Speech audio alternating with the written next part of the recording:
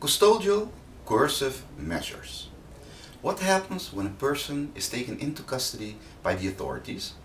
The police can take a person to the police station for a duration of 6 hours. This is called staande houden, apprehension, and it serves to check documentation, name, birth date, etc. After that, an assistant prosecutor, a highly ranked police official, can decide to detain this person for 2 times 24 hours in relation to the investigation. Before the 2 times 24 hours expire, the suspect must be presented by the public prosecutor service to an investigative judge, who will evaluate the detention while the public prosecutor decides whether this person will be kept into custody for 8 more days for the period of prolongation. This in relation to the investigation. Before the 8 days expire, this person has to be presented again to the investigative judge for another custody of 8 days.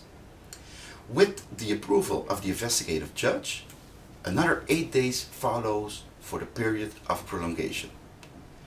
Because of the investigation, it can be necessary to keep the suspect in custody for a period of 60 days as part of the prolongation of the remainder of the custody.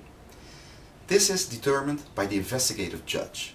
This period can be even extended with 30 more days. If necessary, this can be prolonged again with another 30 days. After this period, the case should be ready to be taken to court, where a judge will decide whether a person needs to remain in custody for a longer period in accordance with the demands of the public prosecutor. The entire process of 6 hours, 2 times 24 hours, 3 times 8 days, 60 days and 2 times 30 days is called vrijheidsbenemende dwangmiddelen, custodial coercive measures.